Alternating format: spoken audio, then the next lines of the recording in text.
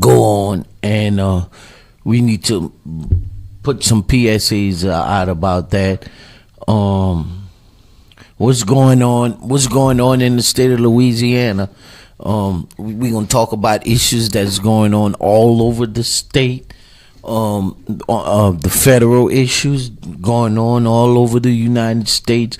How some issues or some things that are happening in Louisiana affects the country as a whole. What else we got to talk about? Also, the Lafayette Parish Sheriff's Office. Some issues there with the Lafayette Parish Sheriff's Office. Some issues with Lafayette Consolidated Government. And also before we start talking on issues, or before we get into it, the meat and potatoes, I want to say that LUS, Cox, Lafayette Consolidated Government, Acadiana Open Channel, or any of its affiliates does not reflect the views and opinions that we are about to express. It does not reflect. It does not reflect the views and opinions of those entities or the sub entities. It only reflects the views and opinions of the open line, the guests, the callers, and the hosts. Good morning, Brother Keith. Good morning, Brother James. What's happening, brother? We are live in the studios of AOC Community Media, and it's a great learning area also because I use different software to stream, and they got slightly different, but it's still some very good software to use, and so we have those glitches in the morning sometimes. So when you change up venues, you're liable to run in these things. These are live shows, and no other place in the South that has a state of the art studio access. Whether you could be in a big, we call it the big room, the small room, or the podcast studio where we are, and more people wanting to be in the podcast studio. More give you that Breakfast Club radio feel. So. This morning, excuse our small glitches, but we on live with Brother Keith. Got him in live in person. And we will talk about a couple of things today. We're supposed to have a guest candidate for the United States Senate, the Democratic nominee. I think his name is Mr. Crockett, right?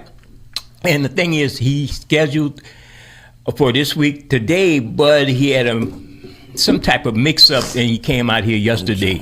Correct. So that's okay. And for unforeseen circumstances, he couldn't make it. Couldn't make it. Yeah. So hopefully we have Brother Wilbur Ledette, Coach Wilbur Ledette, PPD's Club Valentine, historical place where he want to talk about his historical endeavors, and also the big Juneteenth celebration coming up I think that's this weekend. I don't have the flyer, but hopefully he'll be in at the 10:30 mark.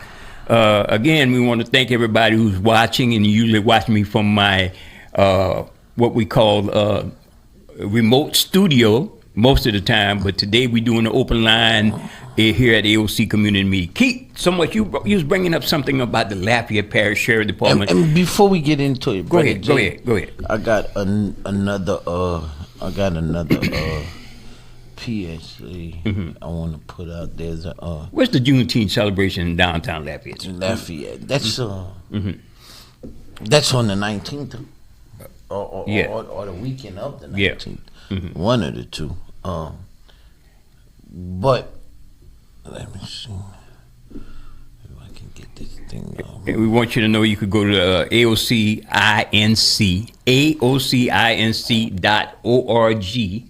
and listen live to the show. I think I had Brother Wallace on the line. We want to say a shout out to Brother Wallace Senegal. Good morning, Brother Wallace. Community Matters TV show every Friday from 10 to 12. He'll certainly be on this coming Friday to discuss your local community issues. Him, Brother Mike Brown, and Oscar the Soul Dr. Narcisse. Certainly going to be a great show. We also have community defender replays that comes on every other. I mean, the community defender, which premieres every other first and third Sunday of the month here on the AOC Community Media. You also check out the replays. Go to the AOCinc.org and check out the replay page where you could catch the shows that we played in, such as Digital Soul Showcase, where we feature the best in R&B and soul music and Zydeco and everything in between. So we have a salute to Black Music Month this month, Brother Keith. Correct. Where we feature People Bryson, a brief history of People Bryson, who passed away on last week, and also Mr. Laprade of the Commodores, who's one of the founding members of. I was checking out some of his stories on YouTube.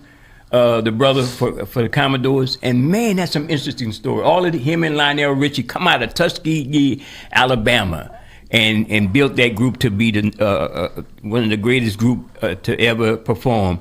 And go check out the story of Mr. Ronald Laprade. Go check him out, Google him, and you'll find some interesting stories on him. That's all doing Black Music Month. Also, Edwin and Fire had a documentary. Checked it out on HBO the other night, Sunday night.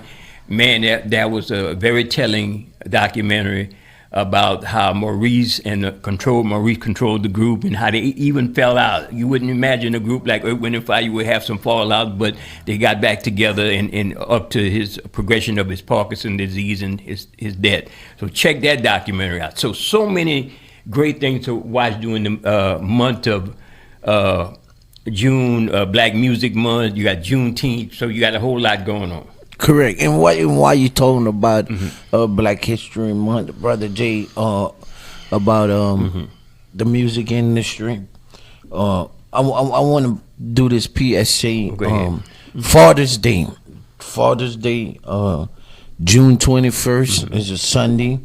Azalea Park, aka the Zip, their 14th annual Father's Day Bash is going to go down from 1 to 8 p.m. on June 21st, 2026.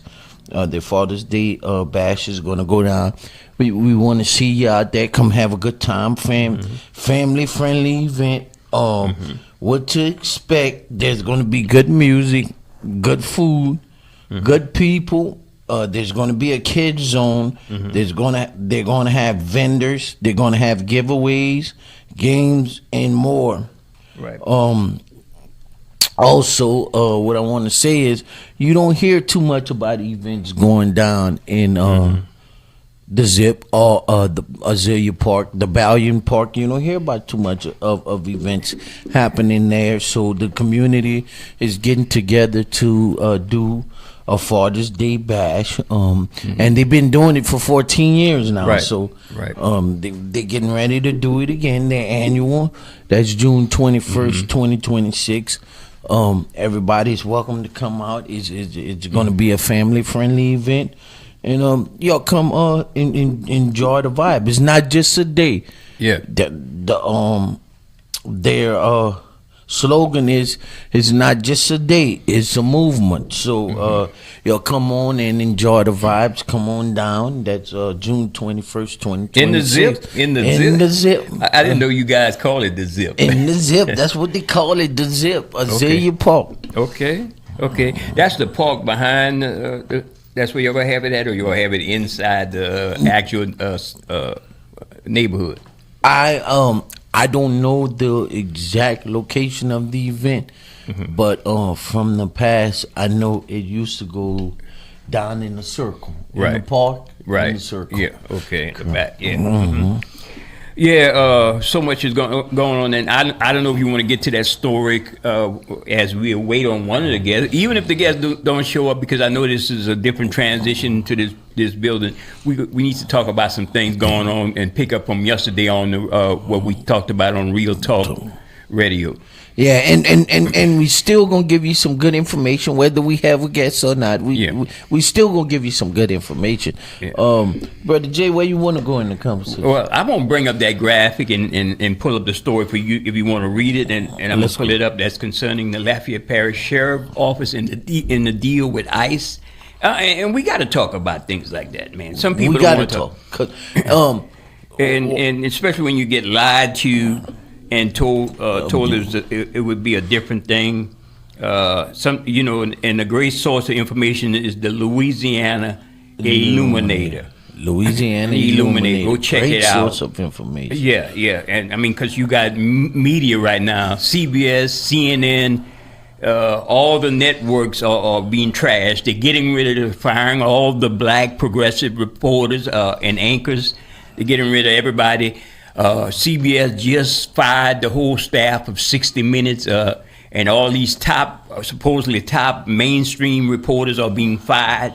So that tells you where they are going with all of this craziness, Correct. And then Brother J, I want to continue the conversation from yesterday on doing research. We have to research. We have to research the law book because it's steady updating maybe every hour. It used to be you could check back in 2 weeks. The laws wouldn't change.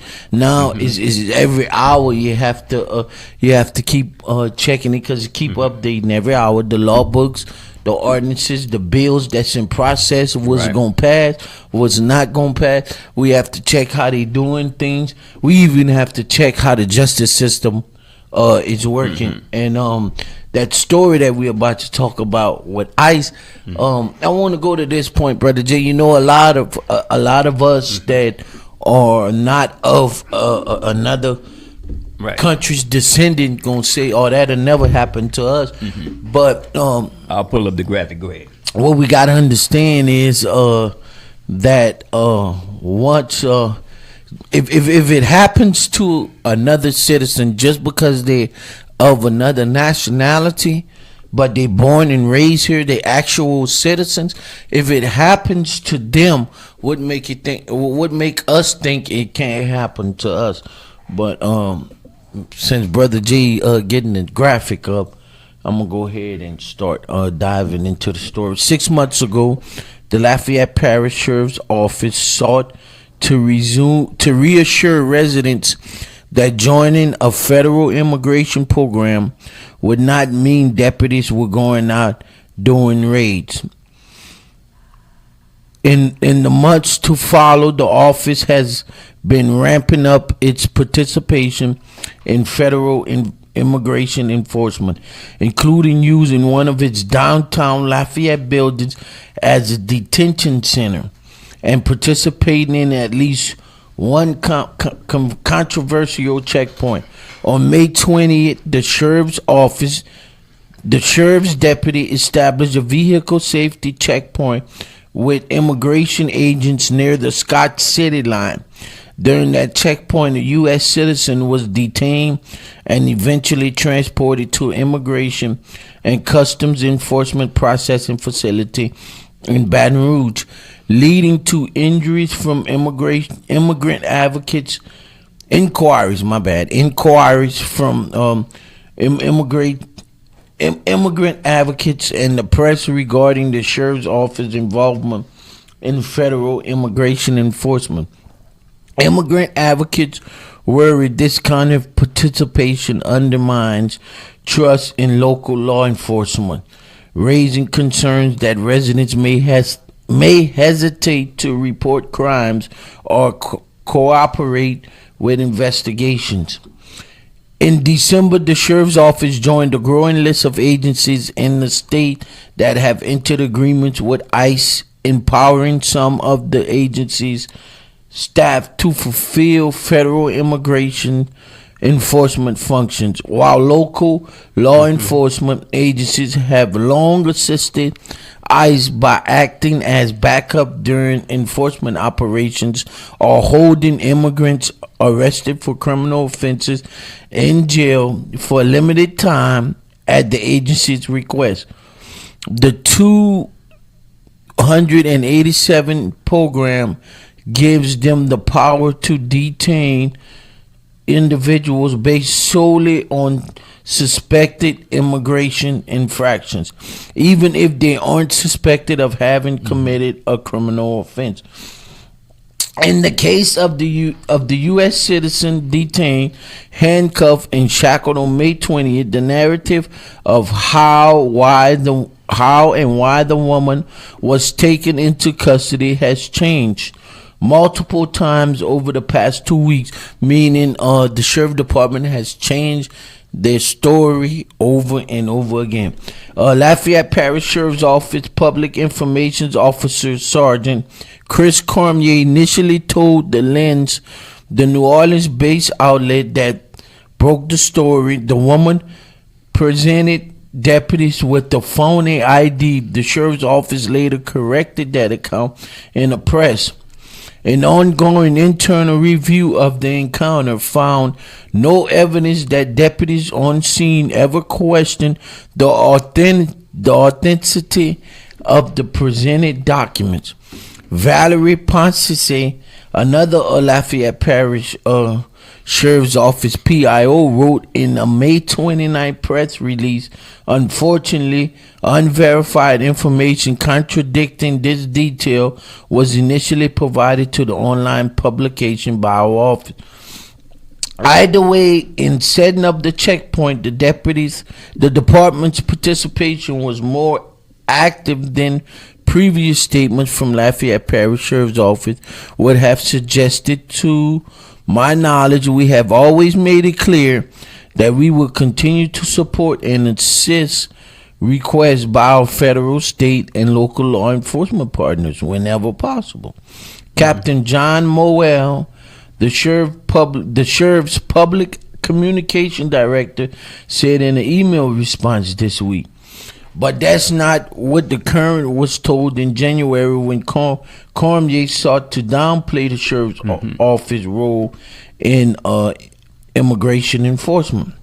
While described as a vehicle safety checkpoint, the operation functioned similarly to other immigration enforcement agencies, such as workplace raids, by allowing ICE agents to identify and detain individual suspects of being in the country unlawful. And according to the sheriff's office, the checkpoint was conducted at ICE's request.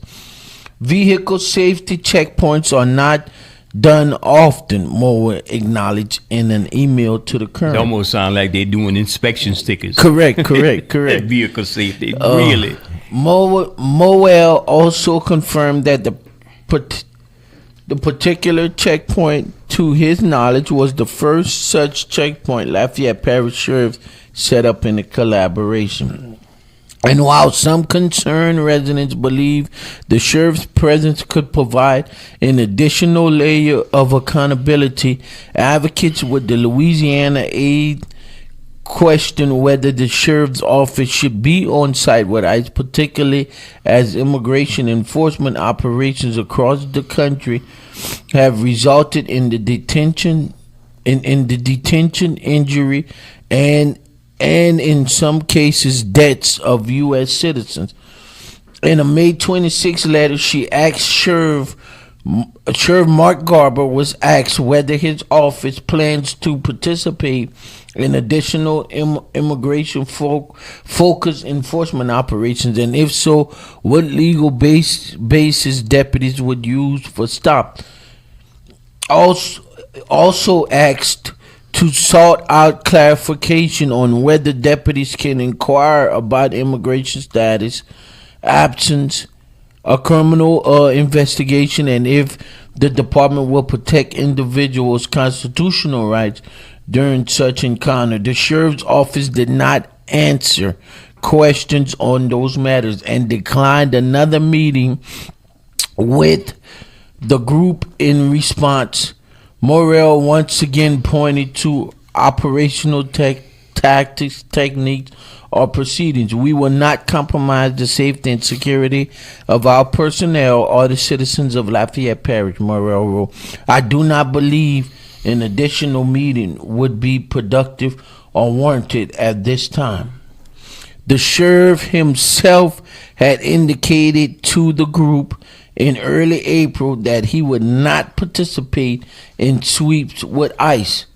Amy Robertson, an officer in the Lafayette Democratic Parish Executive Committee, sat down with Garber and other sheriff's officials a week after the Abear Road incident. Among those in the meeting were Morrell, Chief Deputy Carlos Stutz, and City Councilman Kenneth Boudreaux, who is also a sheriff's office employee, along with two additional DPEC officials. Robertson said the sheriff appeared frustrated by how some of his deputies conducted themselves during the May 20 checkpoint operation and suggested the controversy. Maybe they auditioning for ICE. Maybe they want some of that extra money Trump is paying his bounty hunters. Correct. Go ahead. The controversial could make him reluctant to participate in similar efforts again. There are mixed feelings about the sheriff's participation, Robertson told the Current. But these are uniforms that our communities use to seen in contrast, she added. ICE is scary. That's not what immigrants are telling the people on the ground. That's not what immigrants are telling people on the ground, like LAA, who are working with them, she said.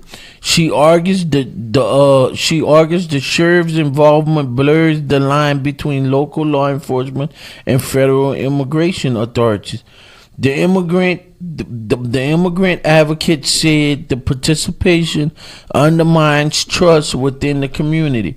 Despite that, the sheriff has told us he believes he has a good relationship with the Latino community. When there is some kind of crime in any neighborhood, she says, they will assume that ICE will be right behind the sheriff if they come to help. Meanwhile, behind the scenes, the sheriff has already taken an even bigger role in immigration enforcement by contracting with federal authorities for use of what's commonly referred to as the Annex Building. Wow. A facility owned by the sheriff on Lafayette Parish Sheriff's downtown Lafayette Correctional Campus. The sheriff's office unceremoniously and without announcement renamed the building close to the Lafayette Parish Jail the Sheriff Don Bro Detention Facility on January 8, 2026. According to Martwell, this was 2 days after it began housing detainees at the facility. Since then, 175 federal detainees have been held there. Wow. So they're slowly building up their Donald Trump Memorial Epstein jail. They won't stop. And you see, everybody who say they're not MAGA apparently is MAGA. Brother Keith, he stepped out, and we go remove that graphic in a while. We just a two-man crew. Brother Keith, you want to remove that graphic right here? Yeah, and the troubling aspects of this, you could talk about crime, punishment, what's illegal, what's not illegal.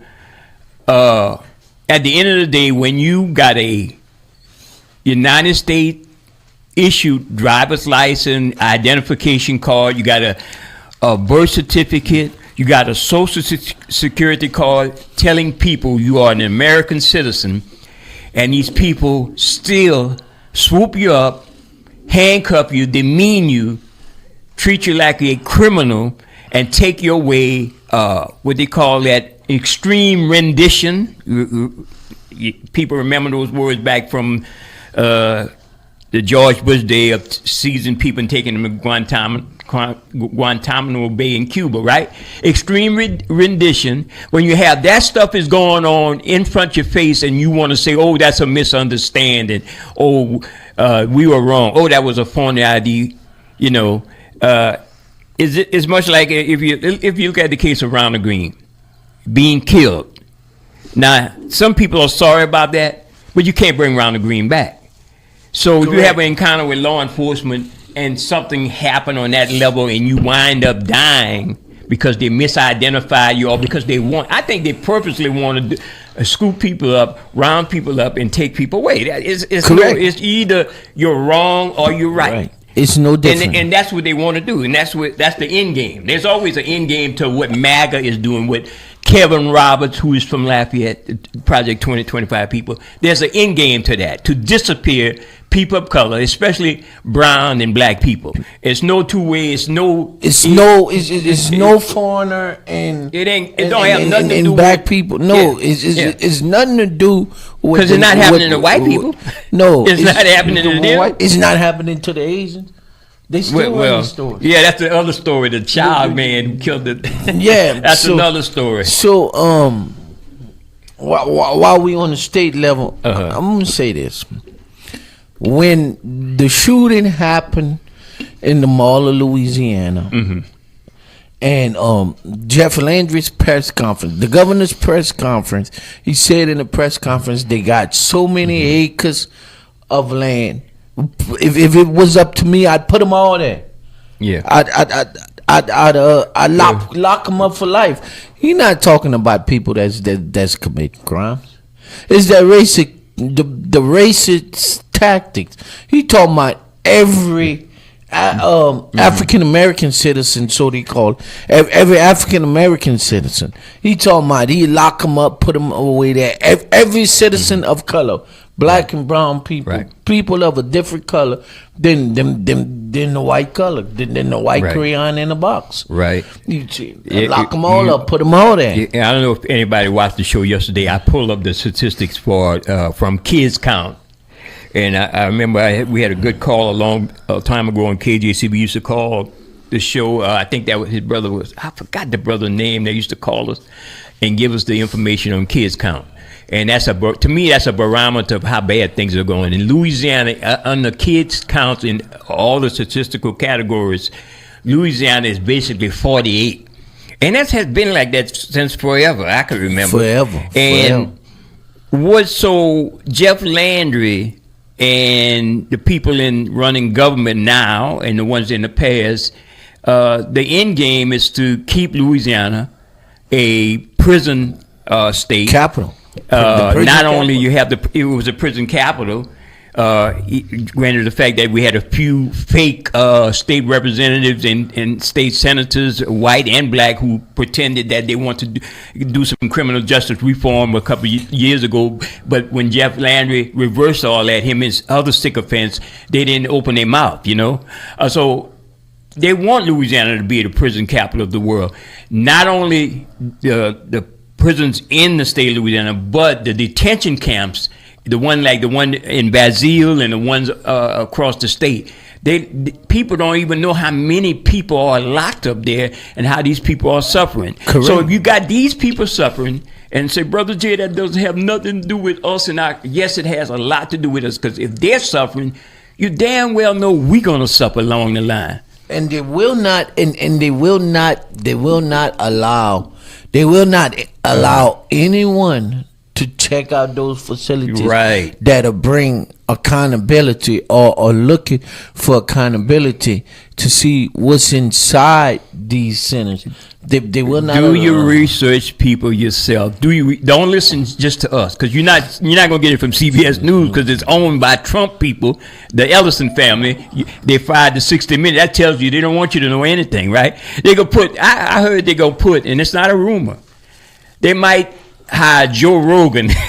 Joe Rogan could be one of the lead broadcasters on CBS. Wow, Joe Rogan went from those crazy shows he used to do with Dare You to lay in that bed of bugs and roaches and stuff. You remember that show he used to do back in the day? He went from that to being a national correspondent that people believe in, and he could call Trump up, who's an idiot himself, So this is where the media is going. So they don't want no investigative reports. They don't. That's why they got rid of 60 Minutes. They don't want no progressive views. They don't want nothing. They getting rid of even comedy shows. And then Elon Musk said, "Oh, you need to make comedy legal again." And the minute they start busting up on Elon Musk, he got mad, and he want to do away with Stephen Colbert and the other guy from ABC, Jimmy Kimmel. This telling you people this is morphing into a totalitarian style government, and nobody is saying nothing about it. Not one person. And look, it's not.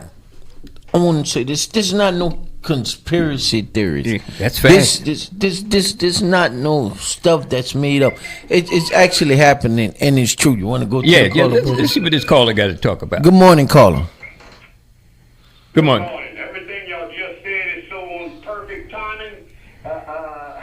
This is what the government is for, to make sure the people doesn't get democracy. They've used black folks for so long, till now it's hurting the white folks, and that's what I like about these white folks. They are really protesting and boycotting this government. It's not going to be us black folks. It's going to be the white people who see what we just saw.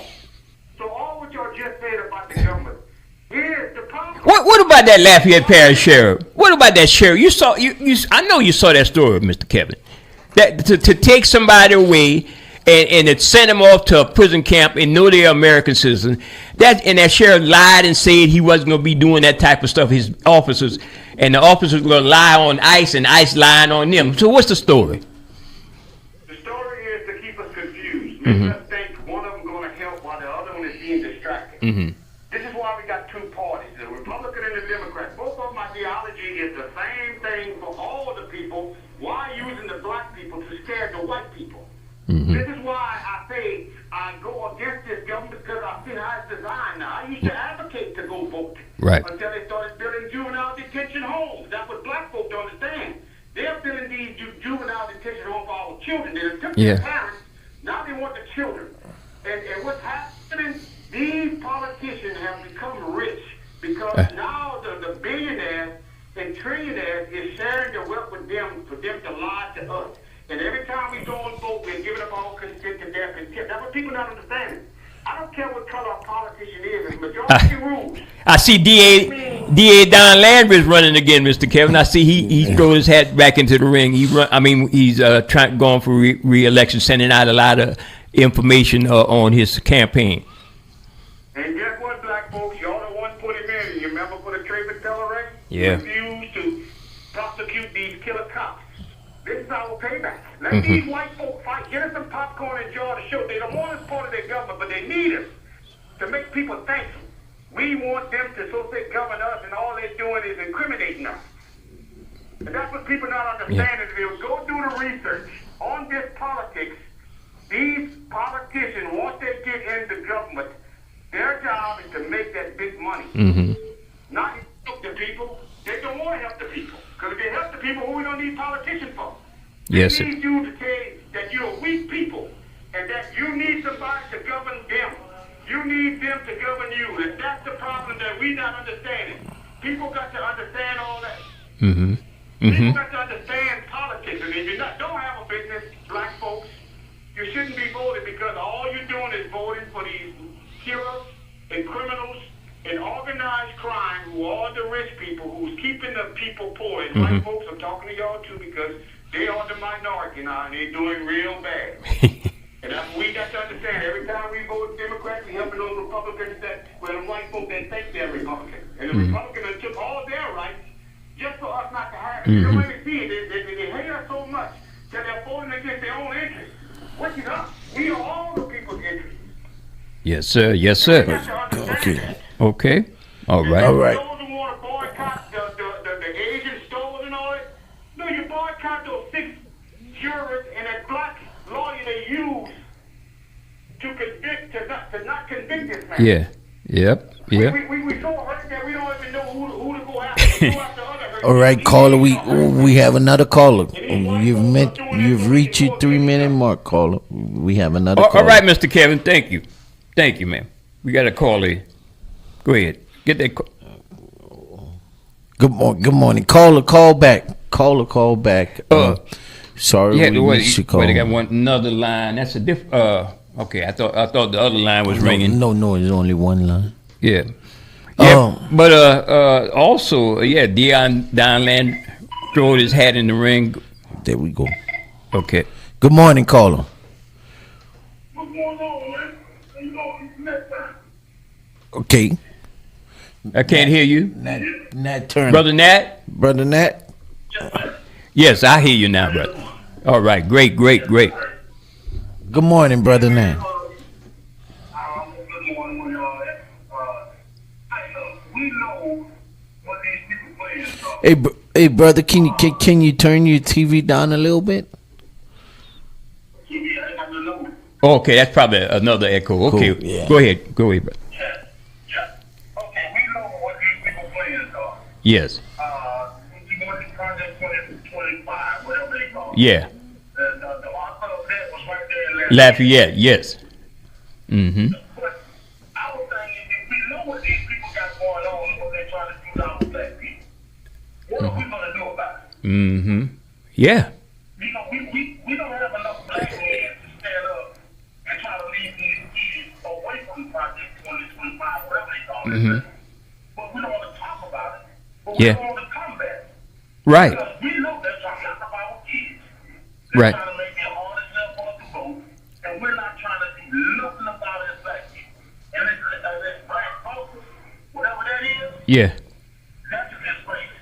That's a bunch of black students taking a lot of white money to not Yeah. just pacify to white people Yeah. to make sure that black folks calm down. They're like black preachers. Yeah. We'll calm the Negro down as long as you give us stuff. Yep. But what are we willing to do inside the community to try to make a change? Other day, this past weekend, I took a group of kids to Memphis, Tennessee, to civil rights museum. There was one man beside me on that bus. 56 plastic bus. There was two men, me and one other guy. Uh-huh. One other man there. They don't want to be the we too busy trying to be young. Yeah. Yeah. And we told us 40 was the new 20, and we believe, no, 40 is 40. And we don't want to be no leaders amongst our kids, and we'll let them lead our kids straight to the jailhouse. Yeah. No, Yeah. the land is making laws to make it easy for our kids to go to the jailhouse. Yeah. Yeah. Yes. We're not trying to do that. And Nat, you think they do a lot of performance politics, meaning pretend Pretend that they wanna false do good. outrage. That when I say a lot of the performance politics on display in this Louisiana legislative body, right? They had a few good brothers say some good things, but everything is a performance. When we gonna get real with these people and speak in the same terms that they speak to us? Correct. And look.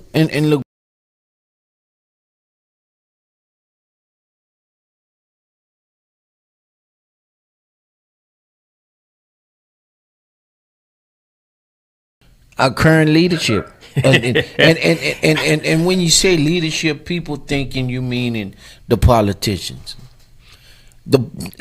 Not. I'm gonna say some of the politicians, but I'm talking away from a politician standpoint. I'm talking about your community leaders, your community organizations, the civil rights organizations, the NAACP. When I heard the NAACP spokesperson say it's been the longest civil rights group around. Well, it's time to gut it out because obviously we're not doing something right. Yeah, we put the too many eggs in that same basket. It is overflowing. Yeah. Yeah. Yeah. You go in the black community and count how many black churches there is in the black community. In one neighborhood, I counted over 30 black churches. 30. That's one neighborhood. Yeah. Correct. I counted over 30 black churches. Yeah. The other neighborhood, I counted over 30 black churches. Well, wait a minute. If we can't get together on Sundays at 2 or 3 churches, how we gonna get together more than Tuesday, Wednesday, Thursday, Friday, and Saturday? Yeah. Correct. Yes. It's just a lot of people want to be the chief, but nobody want to be enemy. Not enough engineers. I'm gonna give my church a well-run baby this church right here and make it one big organization. Because you know why? Because they want a part of the faith-based election. They are paid to make sure that we calm down when stuff like this happens. Correct. Just like that black car stuff. Why they had to get 2 young ladies to start a recall on Yeah. the pledge? Yeah. You know why? Because your Yeah, yeah, and that's what Brother Keith.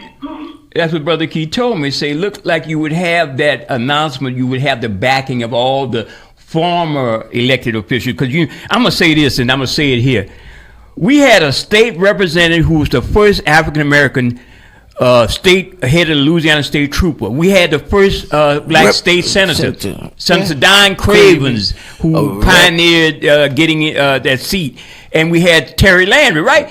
They should have been the first one up there. I'm just saying, that's not criticizing them, but they should have been the first one there giving the testimony about how the struggle, it was so hard. But we didn't have none of these people. They should have been organizing and getting with the younger generation. But we don't have that. You know, we don't have that. It does not make any sense to have all that testimony before that state legislative body. Them people just like going, not even listening to y'all. We should have seen. We should have seen Vincent Pierre there. We should have seen Vincent Pierre there. We should have seen. Isn't he the community liaison? But we should have seen job description that is. We should have seen him there because he was the head of the Black Caucus for. Yeah, he left. Before he left. But he's working for a MAGA supported mayor. That don't match. It doesn't match. Is a lot. We should have seen that. Well, you know we gonna get in trouble for saying that because people get angry for saying stuff that's ahead. logical.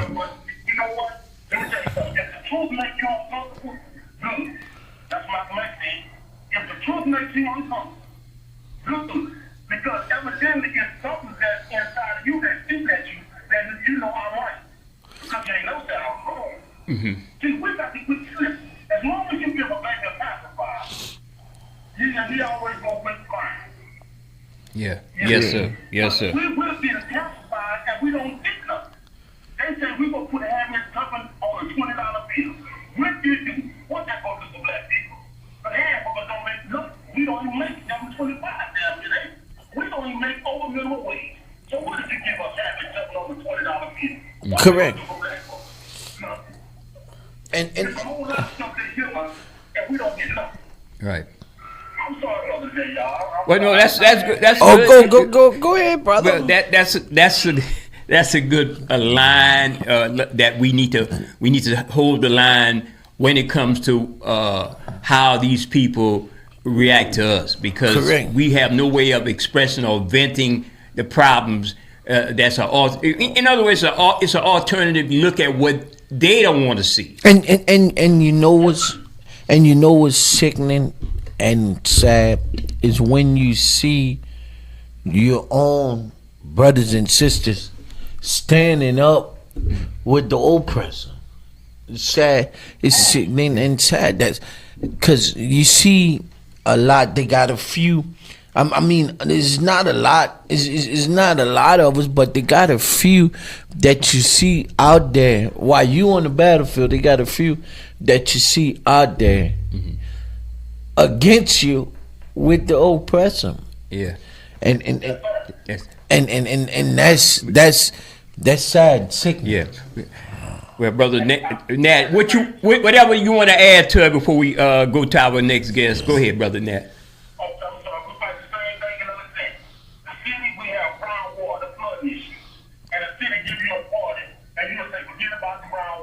Yeah, I've seen your water. Correct.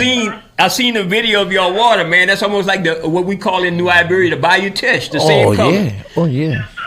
The Chavalaya Basin. Yes, sir. Yes, sir. Well, we appreciate you calling us, brother. Don't be a stranger. Thank you so much.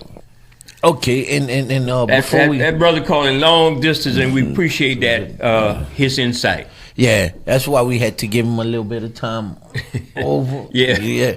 But before we go to the guests, I want to say this. Y'all go check out what's going on in the national headlines right now. There's the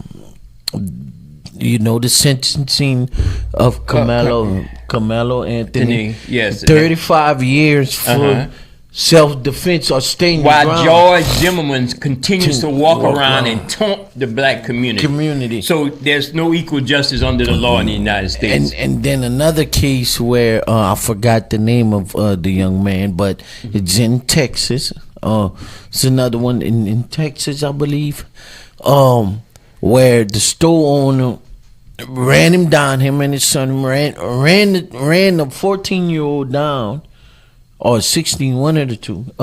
Ran him down, shot him, killed him, and the jury just found him not guilty. Mm-hmm. And then in Carmelo Anthony's case, you can say it was an all-white jury that convicted him. Right.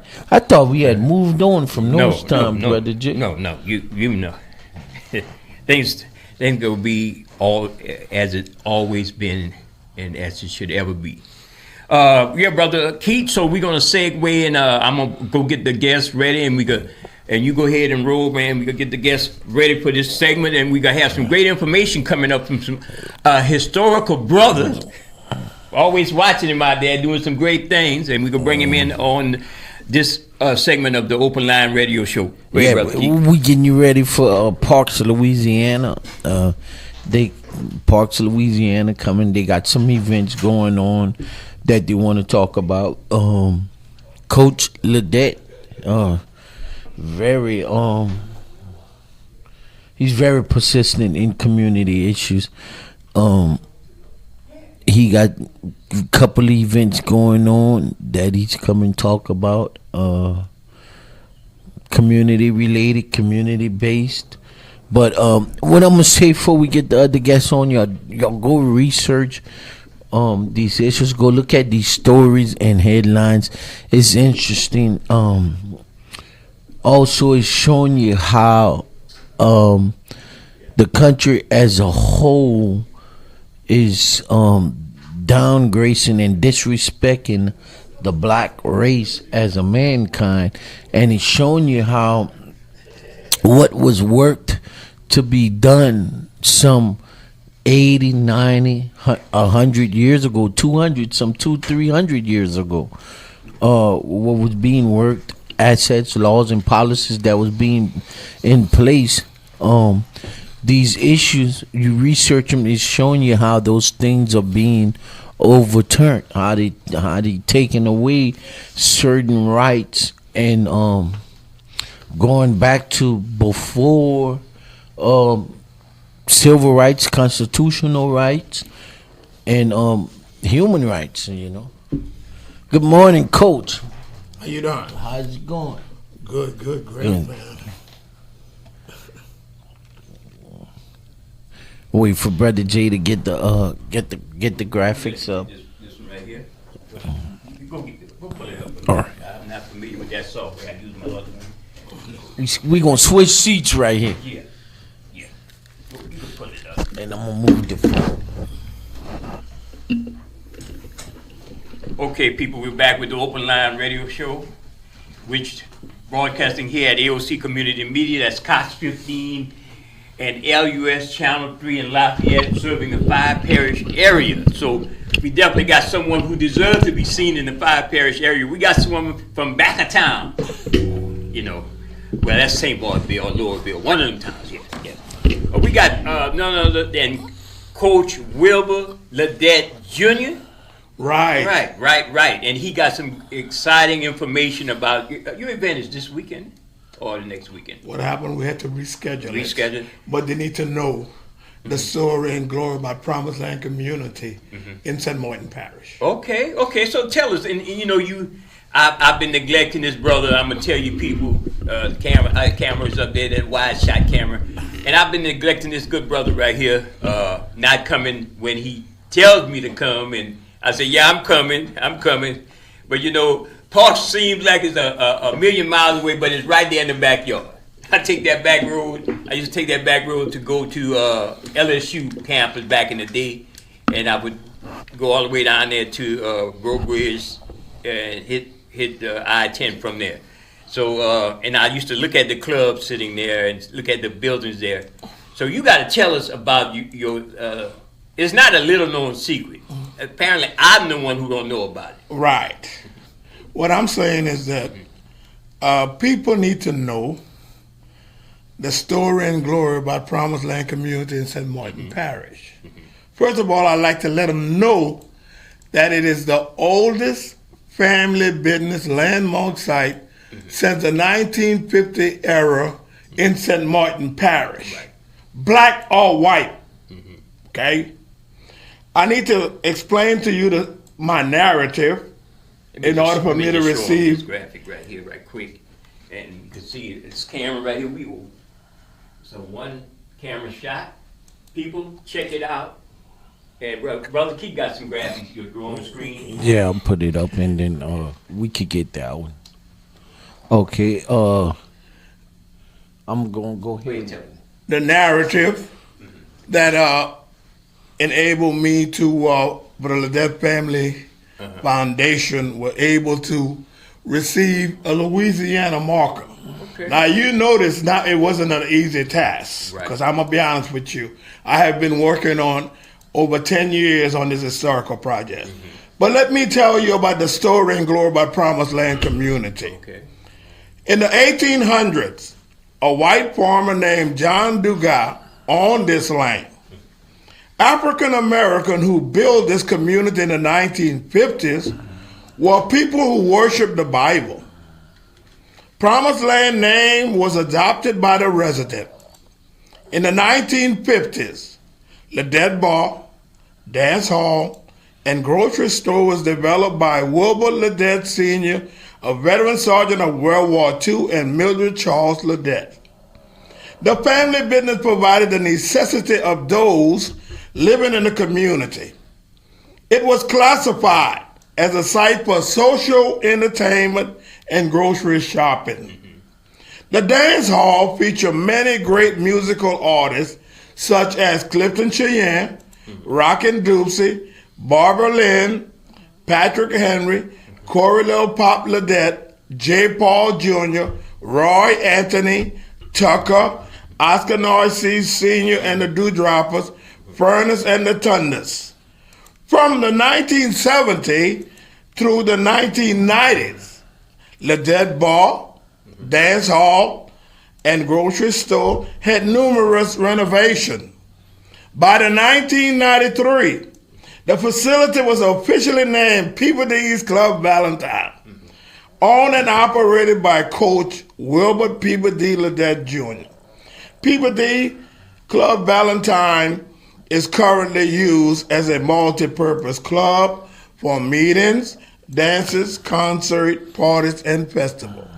I want to let you know that the Ledette Family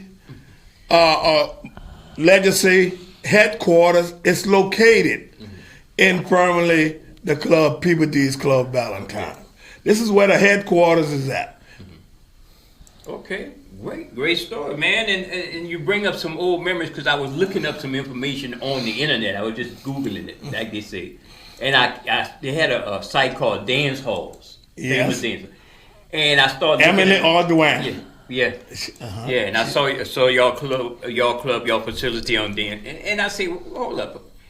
If he's familiar with those things, PPD, I know you're familiar with where I come from, right in front of Leo's Rendezvous in New Iberia. And that should have been a historical That should site. have been BB's. I don't know what happened. Shout out to Mr. Terry Myers, the uncle, the nephew of.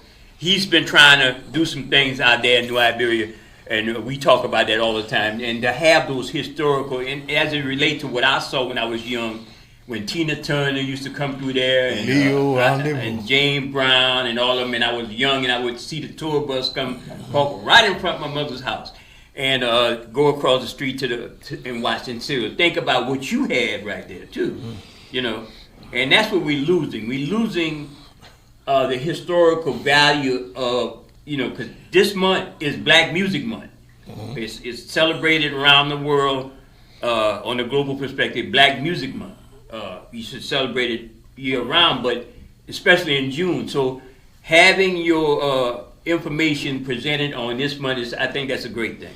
And when you say we're losing out, when you look at Parks area and Promised Land area, you had 6 Black businesses. Right.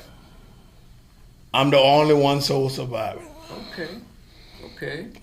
And like I said before, we need to come together for the warrior they cause. And being that we have the oldest family business landmark site, we've been challenging working on grants. We lost a big grant during the Trump administration. When I say that, the bottom line is we had $100,000 grant from the federal government. Right. And what happened when President Trump fired all the workers, we lost that 100. Yeah. $1,000. Some of the agencies that oversees things, Right. They're gone. Yeah, gone. And I'd like to commend Herman Fuselier, yes, St. Landry Parish, he's with the for Slim Waikiki. They got it. Yeah. But we miss it. Yeah. Yeah. Well, trouble not gonna be around forever. Let's put it like that. Yeah, Trouble not yeah. gonna be around. There could be a change. So, change in administration sometime. to cut in just from a legal from the background from the legal standpoint, what Coach Ledette is talking about with the Trump administration due to his cuts, what they call it, DEI cuts. DEI. The DEI cuts. Diversity, Inclusive, equity, and inclusion. Correct. So due to DEI, It hurt. those cuts, but like it I said, still it's hurts a bounce businesses. back. It's a bounce back. But in the meantime, people still got to get out and support these entities. Yeah. We have to get out and support our I local rail about business. Leo's not having that, the people around it not having that support to do those things. That should have been much as your longevity of your place, it should have been Leo's. Should have still been at least a shrine or something like that. Just a marker there, And I like to commend the African Museum director, which is Danielle Fournette, and the newcomers out of St. Martinville. They're the one that's honoring Peabody's Classic Club Valentine and the Ledette family. Okay. Really, it's gonna never. Never. And right now, June the 16th at 4:30, I have to meet in front of the St. Martin Parish government in order to try to stipulate grant research for my project. And what it was is that they were trying to saying that my historical marker was on the private business side, which is I told them, you need to come and measure. It's right on the parish line and the state highway. And it wouldn't have made no sense me continue running my club as a regular club and knowing I have a facility for the headquarters of the Ledette Family Legacy Foundation. So I have to go on the board, and it's a big challenge because of my project. And I feel that my late parents, especially my mother and father and my two late sisters, they're not letting me sleep at night. Half of my life have been geared toward this project. I am a legend on the Eddie Robinson staff, the living legend winning football coach. From 85, 87, and everybody knows I'm a successful person toward my profession and my career. So the bottom line is that I hate to say it like this. The time when I was coming up, most of right now, the people my age or a little older, they were more striving toward historical goal for blacks. But the bottom line is that I am a leader in my community, being an icon. But I've always to tell them, a general cannot win alone by himself.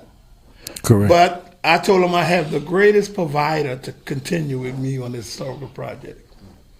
Me and God. Because a lot of time, half of my life have been invested into this project. And my vision and value to see tourist bus coming at my place and I know that my dad is watching, and my mother, because I lost my daddy when I was 13 years old, 1963. Like I said, he built this undeveloped, and underprivileged community. So that area back there, it's called Promised Land. Yes. Okay. And let me tell you how he got his name. How's that? There was an old man named Kazume Wills. And they had a snowball stand with the Stone Junkie softball team at the time. Right. He had believed in my daddy because I was a junior, and he shared the information for me. Other than that, I didn't know all that information about Promised Land community. Mm-hmm. So he said my daddy was like a drum major in that community, a godfather. He accommodated. Mm-hmm. Where my site at, a bar, grocery store, teenage center, dance hall, gambling hall, private lounge. So he accommodated and 2 gas pumps. Because he knew they were really the ancestors who were living there, the resident, they were sharecroppers. Right. And so he catered to them. He accommodated the necessity for them to make a decent living. Mm-hmm. So he told me all that. That was doing the civil rights. Yes, right. Yeah. And then I was tight with the state representative, Sidney May Durant. And what happened is that because of the 911 for the ambulance service, we had to have named roads. Yeah. So she came by me, my friend Peter D, how you want to name that street right next to the club? It goes all the way back where the Ladettes were raised, all this and that, number the Ladettes. Mm-hmm. I said, well, it should be Ladette Drive. Mm-hmm. She said, no. We need to put Promised Land community on the map. Yeah. And we've officially named it Promised Land Drive. And like I said before, she passed away. But the bottom line, through politics, she really helped me a lot. Okay. You know. And I'll tell anybody, racism always going to be there. Yeah. Mm-hmm. But you got to understand, in every ethnic group, there's some good and bad. Mm-hmm. Correct. Yeah. So what I'm saying is I'm very proud of my late parents' accomplishment. 1 second, and I'm caller. glad to see that I am continue the tradition. Okay. It's not an easy task. I think we got a caller. Okay. Coach, you want to take a caller? Good morning, caller. Yes, good morning. Hey, Brother Jay, how we doing, sir? Good morning, Coach. We're doing great. That's another coach on the phone. Another coach. Coach to coach. So, Brother Jay, I've been busy, but who do I have the privilege of speaking to today? Oh, we got... Let Coach introduce himself to. That's another coach from Lafayette. Introduce yourself to him. He might know you. My name is Coach Wilbur Ladette Jr. I'm from Parks. I coached several years. I'm going to name some of the schools where I worked at. Bowbridge Junior High, Cecilia. I had an exceptional program I built at Immaculate Heart, also Science Department and Math. And after 10 years at Immaculate Heart, Eddie Robinson decided to give me a chance to be on the staff from 85, 87, told me to come on down. So I went all the way around, and then later on, Mr. Chevalier was the personnel director. He went to school with me, but he recently died. He was the first black superintendent. And Bowbridge Senior High, Louis Handy had just left. And it seems like the quarterback club at Bowbridge Senior High didn't want another black coach. But they were looking at my credential because they know that if I would come, I definitely would be recruiting for Grambling State University. I do understand that. All right, Coach, you got your answer. You got the gist of it. I think you got a bigger resume, but... Good morning, Coach. No, I do. I understand. I like the part when I heard Coach Eddie Robinson's name come in there. That opened up my whole train of thought going. Well, you got a little background yourself too, Coach. Yeah. What's your background, Coach? I want to talk about this gentleman. We're comparing background. So you mentioned Coach Eddie Robinson. That's the former Grambling coach, correct? Yes. Okay. When he died and me, let's get together with Brother Jay, and we're going to talk. Yeah. We're going to communicate. We need to talk sports. Through sports and the community, and Yeah. what's going on now. Okay. We all got our own remembrance of Coach Eddie Robinson and what he stood for. I'm going to turn the volume up a little bit. To Grambling State University, Mike. to himself and his family as a person, and to the communities that he was able to make That's them good. back throughout this whole country. You know, you take a look at all the hard work that that man did, and that is unbelievable work. You got books written about that man's work, and the work that he did, it's a foundation that many generations have built on, have had success on, and still live by it today. You know, I sometimes wish Coach Eddie Robinson was here today, living with us at this moment in the time. And I'm sure that Coach Rob would have not only answers to the situations that we all face, but he would also have solutions as well. I'm sure one of the things that he would bring up to us right away is he would say, y'all need to develop a unity amongst y'all-self, and one that's like a solid brick wall, a mountain, a rock. Because in order to take on an opponent, he would say an opponent, since he was in the sport, or an adversary, then you have to prepare yourself. Everybody seems like they're preparing themselves on every end of the country, on every end of the map, on every end of the globe, on every end of the town they live in, or every end of the community they live in, but they will not come together as one. Now, what I'm trying to say to us is, I see what we are dealing with, and I wonder what we, each individual, thinks about in 24 hours. You have 24 hours in a day. How much of that 24 hours do you spend thinking about what we are dealing with, what we are going through, etc.? With all respect to each and every one of us, myself included, I'm in this conversation. I'm talking about myself. If we keep trying it this way, no success. No success. Okay. But let me say this. All right, Coach. We are losing, hey, Brother Jay and to the brother, we are losing so bad that if Coach Rob was sitting in the bleachers and he was watching us as a football coach, overseeing us all, we are getting hammered. Yes. Hammered by the opponent.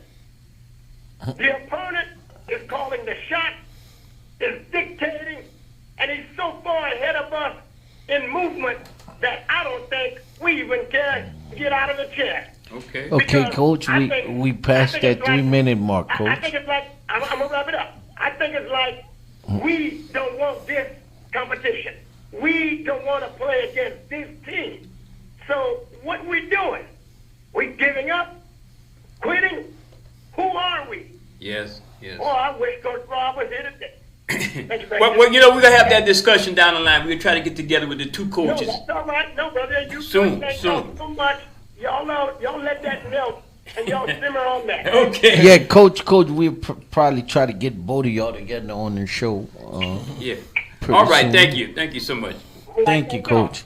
Keith, Thank y'all. you'll lower my volume down a little bit. I think the mic you just turned up. Go ahead. But it was great to have that interaction with you guys, and this is the thing. A lot of our young people don't know history. They don't know who is who, and by not knowing who is that's the cause of a lot of our problems. Right. And you know, the youngsters got a saying, my ops, your opposition. They Yeah. call it the ops. But the young people don't know who their opposition is. No. They think somebody looks like them, their age. That's my opposition. Your opposition is take that energy you have, turning against your person that looks like you, and take that energy and apply it in a positive way. Right. Right. And matter of fact, well, when I was recruited to come to Beauvais Senior High, I was supposed to be on the varsity football team as a coach. But when I got there, Coach Mowat told me, "Are you going to be with the freshman football coach with Pat Orsino because you know so much." So he told my story right then and there. And I'm a type of person, I don't bite my tongue. And he told me, well, you know, the freshman football games are different compared to the varsity fall schedule. But guess what? Because of your accomplishments of coaching under the winners football coach, collegiate football coach Eddie Robinson, we're going to want you for game time to be on the sideline with us. So I told him, what? Are you trying to tell me you're using me as a token of appreciation? No, coach. No, coach, you're going to have the attendance, increase the attendance at the game. So what I'm saying, I face a lot of challenges. Yeah. Out of 12 coaches from 85 to 87, we're only 2 still living. Me, Richard Paul, and Jack, he from Greenville, Mississippi. He blind right now. He's staying with his son in Jackson, Mississippi. He blind in one eye. So the oldest administrator right now, he was the Hall of Baseball fame, is Dean Ellis, 93 years old. Everybody else has deceased. So the bottom line is that they knew I was going to promote Eddie Robertson's philosophy. So racism always going to be there. Yeah. But still and yet, if we unite, if we come together, we can overpower a lot of unpleasant situations. But we got that problem where we cannot be unified because of that envious and that jealous. And another thing, holding on to historical, going back to what you're doing, holding on to, such as, again, I'm on for this camera right here. They could just glimpse of. We'll do a slideshow for you soon with AOC. Holding on to historical entities or buildings or ideas is the problem in our community. We soon to forget. Correct. When we pass by that old building, we have so much valuable.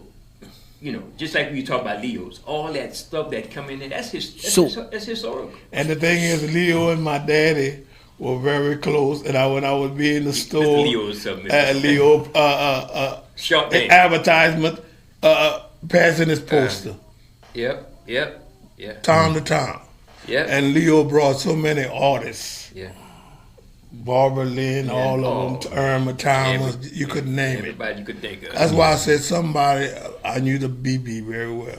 BB, remember BB's son? Yeah. There's nowhere in the world that club shouldn't have been an historical site. Yeah. Correct. Coach Ledette, is the store still is the store still rolling? The club itself? We're talking about PPDs. Yeah, PPDs? Yeah. What it is that I do not run it as a club business. Yeah. Because I'm anticipating, that's where my headquarters is for the Ledette Legacy Foundation. It's a non-profit. Gotcha. You see, it's a non-profit. Let me just read the purpose of the Ledette Foundation. Correct. Gotcha. Ledette Foundation, Legacy Foundation.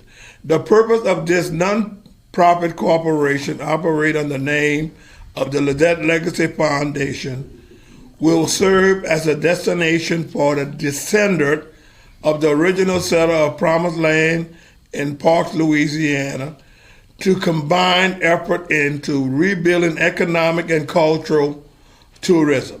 Local community members as well, surrounding area members, will organize fundraisers to juvenile this community to focus on building and future expansion. Fundraising for the Ledette Legacy Foundation will come from raffle and other fundraising campaign. Possibly federal grants and state grants are in research as well to fund this foundation. When renovations are completed, the foundation will be given to this facility toward event rental that will promote local cultural, political, and religion expansion. So this is our main purpose of this particular landmark. It is not running as a regular club.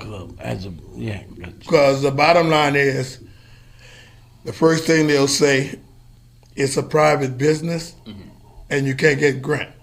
And the bottom line is, my grant writer is a Bishop Ernest Swallow out of Hammond, Louisiana. So we've been working on grants.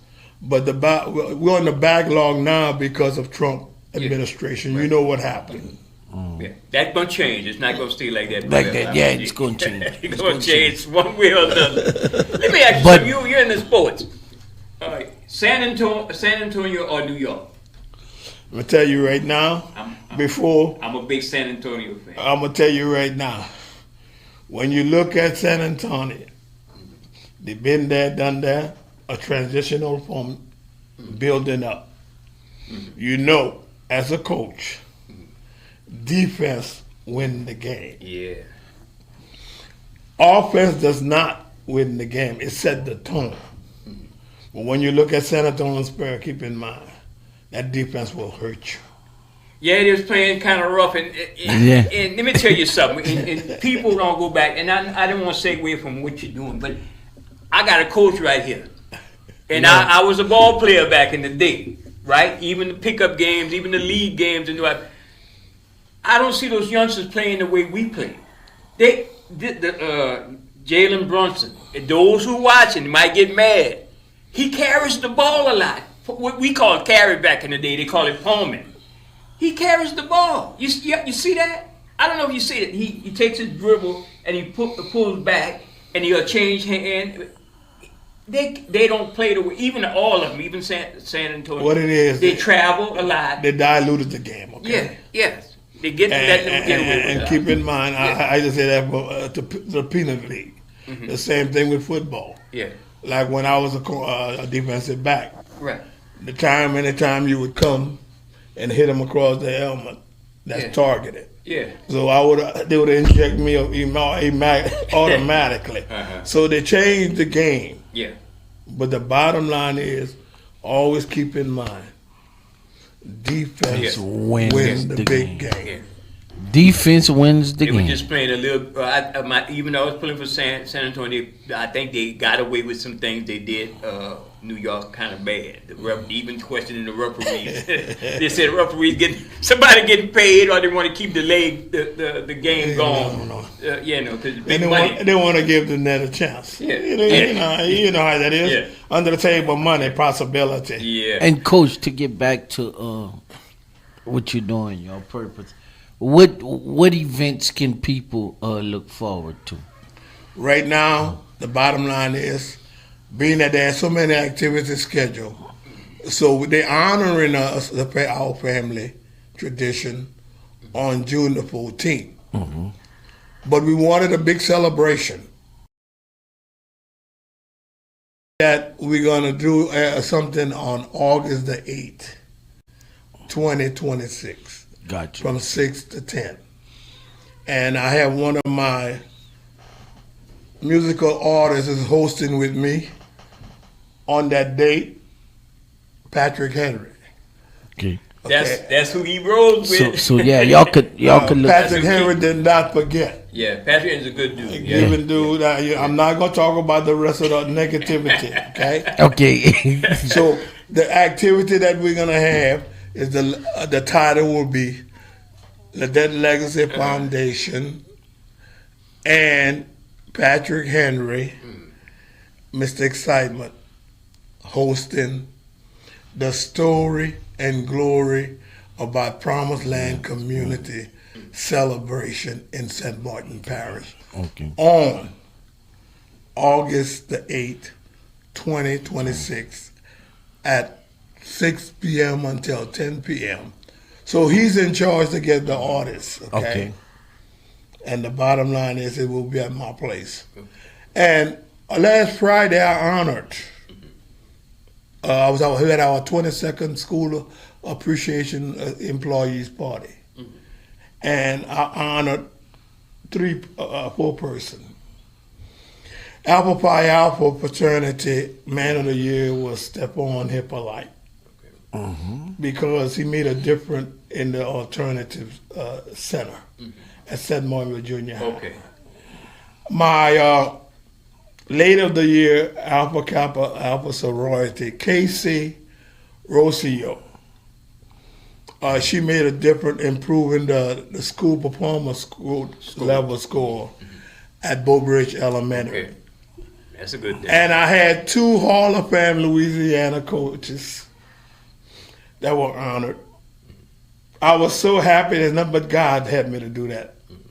They both were product of Grambling and played on the championship at Grambling. Jakarta Carter of Lafayette, Okay. which he was rebuilding North Side. Yeah. We understand that. I honor him. And he's at Lafayette Renaissance now. Now, Jimmy Zachary Jr. out of Opelousas, he won a state champion in Opelousas. Then he went to Liberty Academy in Baton Rouge. There was a losing program. He went 6-5. He turned it around.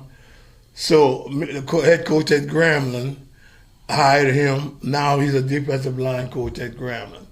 And they're all products of Grambling. So I awarded them last Friday. That's good. So I'm always giving back. If you notice, I'm promoting our culture. And we need someone to do that because the other mainstream, they don't do that. No. Yeah, they don't. You don't see different people. You got to in the give arts. back. It's You got the to be same. connected to LSU in some kind of big time situation. But still, a shout out to the great Kevin Falk. I want to say that. Yeah, And we I got wanna to shout out I'm Kevin glad you Falk. touch on that. God works in a mysterious way. I do believe that we have to carry our cross, okay? He have you in certain geographical setting to promote things that he wants you to do for him. Correct. Because when I lost my wife in 2009 with cancer, So she helped me start with that project. She says, I stay here and work on the project. I had coaching job offer in Dallas, big time money. Kept me here. Now being I'm one under the center of Grambling State University on the women's football coach, Eddie Robinson. I can pick and choose my job if I wanted to. Yeah.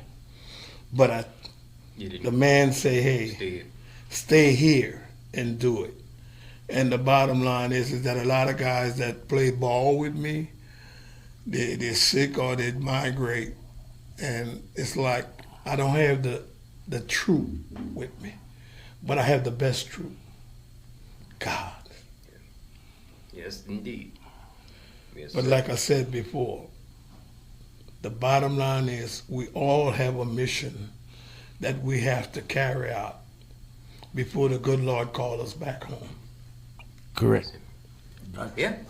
Well, that's certainly a lot of good information, Coach, you're giving. Again, tell us what you need from the general public. What do you want the general public to do as it relates to your historical journey with PPD's Club Valentine? What is that? What it is, I think, the offsprings are very young, but I didn't know the history of our project. I would like to see our community people, local community people get more involved. Stop worrying about that envious and jealousy. I'm not going to help him out because of this and that. Any excuse is good. But you don't have factual information. If you say, well, I don't like Coach Ledet. Why you don't like him? I just don't like him. Yeah. You don't have no characteristic or base information to evaluate why you don't like me. So I carry a big stick. And that's older folks act like that. Yeah. Older folks, but I carry a they judge big those stick. youngsters, Coach. I They get- judge those youngsters. the I have same a way. very kind heart. When I get a lot of negativity, I go to Carmelite and pray. Because I said to myself, Good Lord, why they doing that to Yeah. me? Yeah. But Well, you have to keep in mind, people- Dr. King, they threatened his family, bomb his home, this and that. They beat him in jail. And he could have sold us out. He didn't. So my cross do get heavy. Sometimes I do get discouraged. Yeah. Especially some people that my parents them helped. Because in 1972, my daddy we was a millionaire. My daddy did not train my mama. In 1972, you can go in the clerk and courthouse, Wilbur Ledette Senior Estate, sheriff's cell. Some of them older people were there waiting for that Wednesday for the sheriff's cell that owed my parents. But I fought my mother in a way, and I fought my daddy. We had a housemaid, okay? My daddy wanted to make sure that his 5 kids get a good education. Yeah, I have 4 sisters and me. And we 4 out of 5 had degrees and went to college, this and that. But the bottom line is he was hard on me because he had 1 son. And that's why I'm the junior. And I see why when everybody was playing ball on the weekend, he had me stacking grocery in the store. I commend him for that because he knew one day down the line there's a possibility that he would have deceived before me. So he needed me to carry out the tradition. Mm-hmm. Trust me, my daddy built that community. Everything I say here is factual information. Mm-hmm. And it hurt me to receive so many negative impact because of my career and my character, what I've done for St. Martin Parish and the local community. Mm-hmm.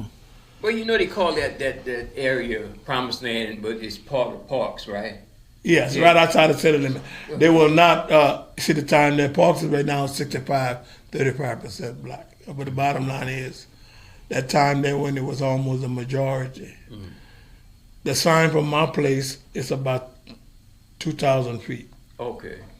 If you would have moved that sign, Promised Land, and put us in there, you're looking at your mayor. Mm-hmm. Me. Okay. Which you got a young mayor named Kate there. That's my cousin. That's my cousin. He's been on our show a couple of times. Yeah, he was. And Brother Wallace's show. I checked the show. Kevin Catley. I helped him put him in there. His mama was a Ledette. Okay. We family. Are they kin to the Catleys in New Iberia? Yes, they can. Okay. Oh yeah. My late wife was a Catley. Okay. She was a building supervisor for the city of St. Martin. Okay. Okay. Yeah. So most of the Catleys they originate from St. Martinville. Yeah. Yeah. And they got a couple of them. As opposed to the one in New Iberia. Yeah. Mm-hmm. Mm-hmm. I looked at all your shows, Community Matter, and my so-called cousin Oscar Narcisse. Oh Lord. You got your so-called cousin. The DJ, man. And I'll be checking on my mic, and I've been knowing Senegal for the longest. Yeah. The time when I started the Black Business Nightclub Honor with the Round Robin, KJCB. Yeah. So I've done so much. You spoke of somebody on that thing, Barbara Lynn. I've got some vintage footage. Janelle let me shoot up her. Y'all want to take a caller? Good morning, caller. Hey, Brother Jay, this is Coach again. I'm going to make this one go fast. Give me 6 seconds. Here it is. Brother Jay. 3 seconds. I think we all need to go listen to the song by the group Shalimar. Shalimar, you remember our R&B group back in the day? Yeah. Shalimar made a song called Games, Games. The word Games, Games. I think all of us need to go and listen to that song. And after that song, maybe we might have that fire and that passion back. Okay. We get back in the game. Okay. All right. Take it under consideration. I'm offering it to everybody that want to go listen to it. After you hear it, that song, you ought to have your mojo back. That song. All right. Thank you so much, Coach. That song that he's talking about, Games. I may be wrong, but I think it's Chucky Booger. No, he redid it or something like that. I know what you're talking about. Yeah, but he talking about something else with Shalimar. Yeah. But anyway, going back to Coach. I was talking about Barbara Lynn, one of the great singers Janelle brought in. I think she's skinning Janelle. And guess what? There's a street name after her in Beaumont. Okay. Yeah, And she's 80-something years old. I was trying to bring her down. And a granddaughter told me she's not too mobile. Yeah, everybody's. And she said they still can play the left-handed guitar. She played that guitar. And I never forget when she came to the club. I was on a little stand trying to peep.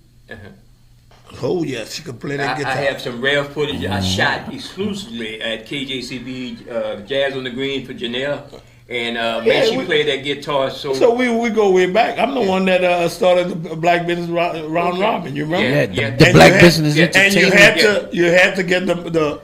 I did so much, and Janelle always did tell me, if you step down as president and you know the honor, it's gonna fold. And she was telling the truth. She used to push that commercial for you guys, man. Yep. And I said one thing: our commercial going to KJCB. But the bottom line is that, and this is what we missing: media. Thank God we still have AOC community media because everywhere else is, and we got a couple of smaller stations, low power stations in Lafayette, African American, but they don't get a chance to serve as the broader aspect. The broader aspects of it, and that's what we missing in this area. And the rest is the corporate outlets who don't get me started. I don't have nothing technical against the shows themselves, but they pretend to be black shows, but they're owned by a corporation. And when a corporation lets you have time, they're going to give you 5 minutes, or they're not going to let you talk in the way we talk on this platform. Amen to that. And please you support this outlet right here. Yeah, and you can say it. You can talk. You can say it, but they're going to cut it down. Yeah. You know they're going to cut it down to the own. And not only that, when you're dealing with them, keep in mind we all got bylaws as far as certain things you can say, you can't say. You got to. Well, over here is freedom of speech. But as long as you don't libel nobody or scandalize them. But one thing I want to pull out that Coach said, one thing I want to emphasize that Coach said, which makes a lot of sense in this time, in this current day, that we should all take from and build off of.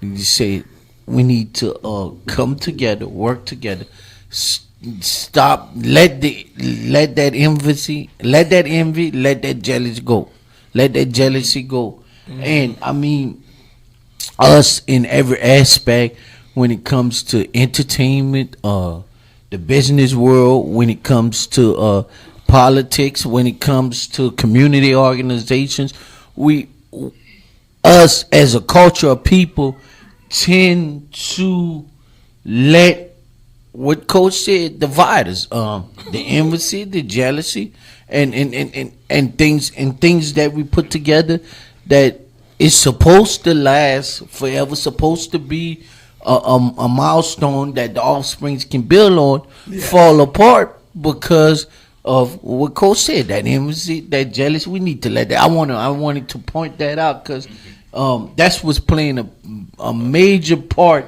in a lot of our setback and all across. It cut down your progression. Correct. Because I'm gonna be honest with you, many times I have to go to Carmelite and pray because I'm looking at half of my life been donated to giving back to the community. Correct.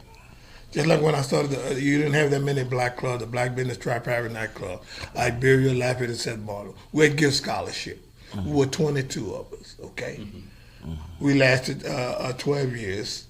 And how far that goes back? How far you guys? The time when Janelle. Okay, you KJCB. remember Zodiac in New Iberia? The Zodiac Club, Mildred, Zodiac. Yeah. So because I was dating a young lady in New Iberia, the Delahousie, Connie Martin. Okay. Connie Martin, Larry Ann's sister. Yeah, boy, Larry. Okay. So I'm very familiar with shout out to Miss Larry Ann of Club Honey Hush. That's her. At that time, it was coming to in Lafayette, the Harlem Bar and Grill, the block area. And then we had that bad softball team, Stone Junkies. Yeah. And when we were going bank, everybody had come and see us because they knew who they were messing with. Yeah. Correct. But so what I'm saying is that I'm involved in so many community aspects in terms of trying to continue our cultural, political everything that is possible to keep our offspring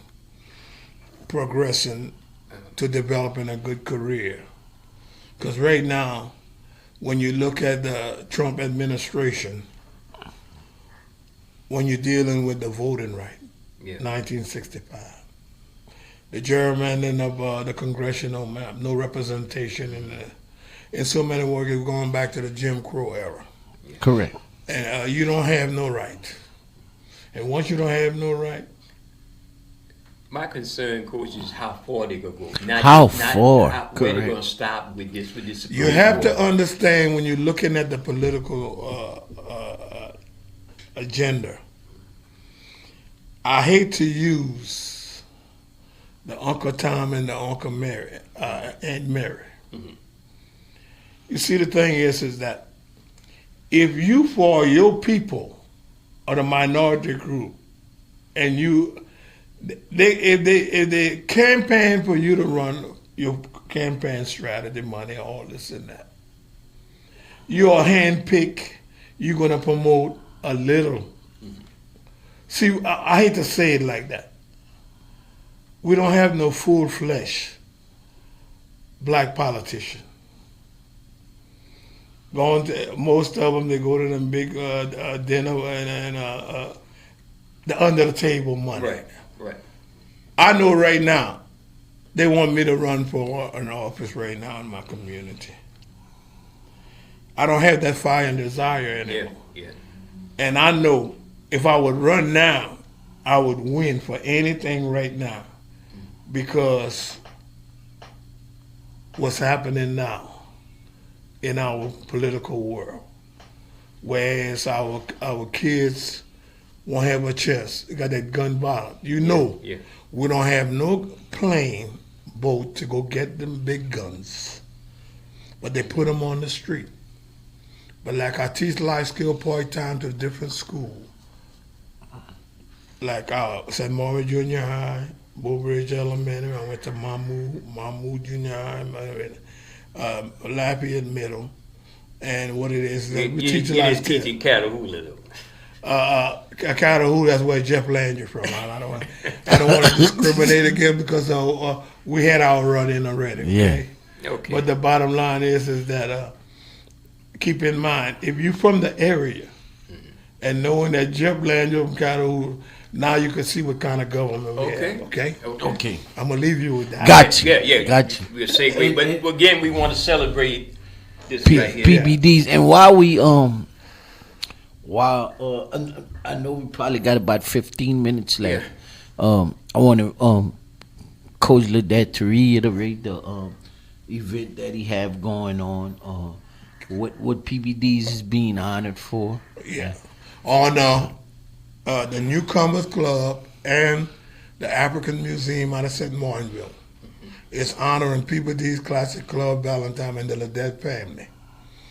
On June the 14th, in the front of the museum, and it's from 2 to 6. And I would like the moral support from the community to come out and turn out. You have a contact number in case they want to contact Yes, the you? contact number is 337-962-5576. Okay. I feel Give it to them again. Those who listen, Yeah. they jot it down. Yeah, give him the number again. If 337-962-5576. I got feelings just like everybody else for my sacrifice.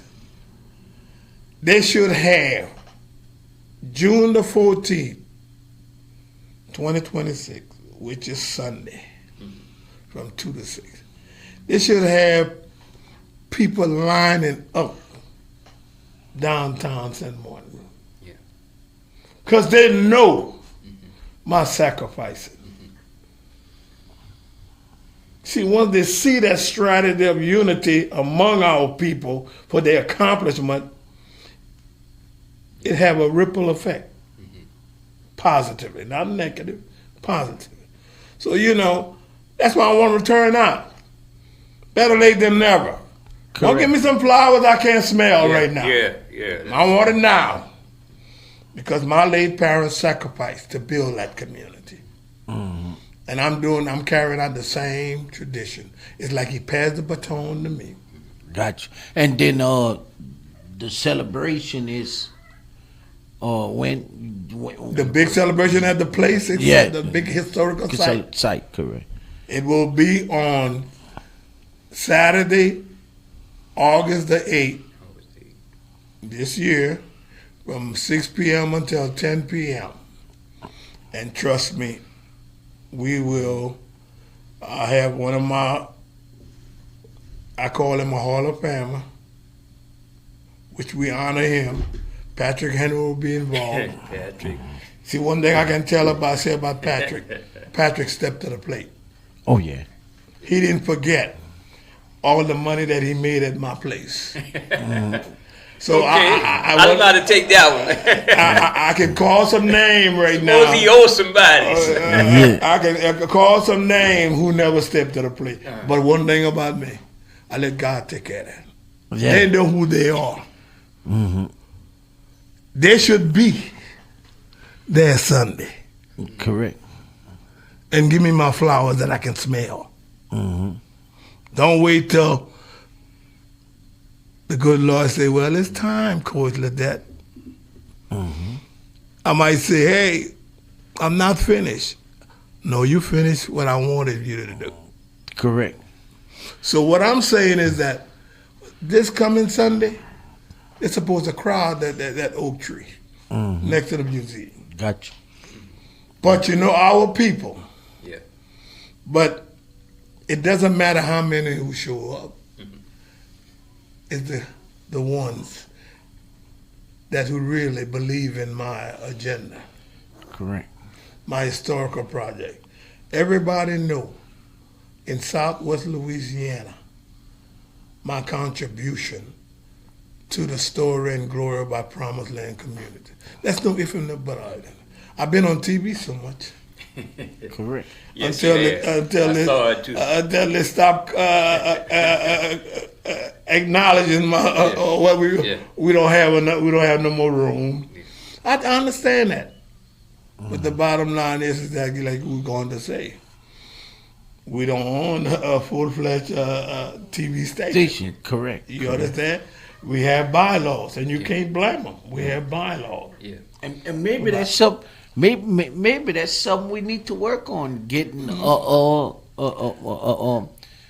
state of the art institution where is ran with no But you know, It's a lot regulations. There's a lot of political stuff behind it and stuff. Because you know what, we don't hold on to our radio stations, let alone hold on to our television stations. Correct. yeah, just like I'm not knocking y'all. What's going on with 88.3 FM? You know, I'm not gonna leave that alone. But that's online. It's online. It's just online. But what I'm saying is Signals this. down. What I'm saying is this: is that in order to be productive, you got to get finance. Yeah, you got to have, And look, I'm gonna say this, and that's to the churches, community leaders, politicians, organizations.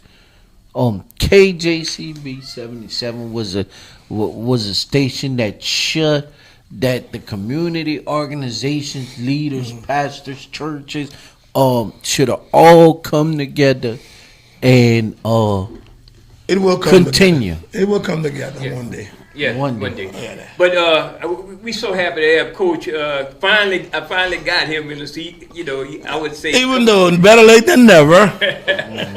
Yeah. Again, how will this benefit the community? Correct. From your perspective.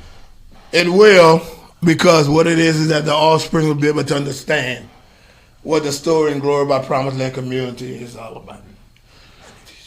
Okay, all right. You got to step to the left. Go ahead, Brother Keith. Okay. We're gonna take the stage left right quick. Okay, yeah. So yeah, we was just talking to Coach Ledette in Parks, PBD, Club Valentine's, August the 8th. There's gonna be a celebration. He's been given the historical Juneteenth award. He's being given that. But now that we stepping away from all that, I want to talk about some of the issues that's going on the state level. The state legislature, state senate, um, decided to limit the number of judges in criminal and district court.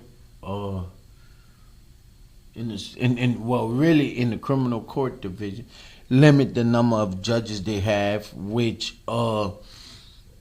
limits the number of African American judges in the court districts around the state of Louisiana. That's something us as people need to go research, check out, look at, because everybody deal with some aspect of the court system. Yeah. We need to go and check that out, look at that, see where that bill is going. But there's a bill working its way through the legislature to limit the number of African American judges that serve district courts all around the state in the criminal division. A lot of other things that's going on too. Just a PSA: don't forget Father's Day weekend, Father's Day Sunday, June 21st, Zillia Park. They call it the Zip. In the big circle. There's going to be a Father's Day bash, family friendly. A lot of things. They're going to have a lot of things. They're going to have a kids zone. They're going to have vendors, music, good music, giveaways. They're going to have giveaways and a lot of other things. So that's Father's Day, June 21st, which is next Sunday. They're going to have that. Check it out. It's in Azalea Park. They call it the Zip. Also, let me give you the lineup of the television shows that in the circle that we are part of. Community Defender Replays. Check it out here on AOC Community. Go to the AOCinc.org webpage and you can check out the replays. Replays for Digital Soul Showcase TV, the only music video television show here in the South. Go check it out. Go to the webpage of AOC and you can check out the replays. Also, Mr. Kevin, that's live on Thursday, 5:30 p.m., defending our community. Also, this coming Friday, Brother Wallace Senegal, Mike, and Oscar, that sold out to North Seas with the Community Matters show from 10 to 12 every Friday on AOC Community. That's some live shows. Also, in the interactive, take phone calls. And again, back next Wednesday. We don't have a Real Talk show on Tuesday. We have it every other Tuesday. But this coming Wednesday, the Open Line Radio Show. And I think we'll be doing it from my remote studio. So check all those shows out here on AOC Community Media. And we'll try to get the guys on that's hosting the Father's Day event to try to get them to come talk about it. Yeah. But back to PBD's Club Valentine's, Coach Ledette. Yeah, we have about, I think we have 5 minutes left. 5 minutes. Coach, you want to, anything you got to say closing, whether it's, if you want to make another announcement about anything you want to add, if you want to tell the youngsters something. Well, the youngsters, keep in mind, I explained the story and glory about Promised Land Community, which is in St. Martin Parish. It used to be an underprivileged and undeveloped community. My family developed, nourished by accommodating with the right necessity for you all, the offspring, for you to live. But keep in mind is that I'm expecting more youngsters at the honoring ceremony than the older one. The bottom line is that you are our future. And if you don't know the history of where you came from, you're in trouble. But now we're giving you the information. We just didn't inherit that name Promised Land Community. I did a lot of research work to get that Louisiana marker. That made history. That's the only historical black business marker in Southwest Louisiana. Not just St. Martin Parish. We on the map. You're supposed to acknowledge that by attending the honoring on Sunday, June the 14th from 2 to 6 at the Afro Museum. Show these people that we are united for the cause and get off of that jealous and envious situation. That's a bad common culture. You got to come together because we're all in the same boat no matter how you look at it. Correct. Unification. They always say, together we stand, divided we what? We fall. So, you see what's happening right now in today's society world. So we need to wake up and step to the plate for the worthy cause. I'm expecting to see you. Don't come with no excuse, I had a cold, this and that. You go to a concert and a cruise, or whether you have a cold or not. This is a historical project. Better late than never. Yeah. Correct. And I'd like to commend newcomers and the African Museum Director of St. Martinville for the celebration, finally honoring Peabody's Club Valentine and the Lafayette family. My God, at least I'm able to smell my flowers before the good Lord called me home. What a blessing for in 2026. I know my parents right now and two siblings, they're watching over us right now and say, look, he's going through a lot, but I ask God, let it become a vision and value. The story and glory by Promised Land Community in St. Martin Parish. Well, Coach, I appreciate it, brother.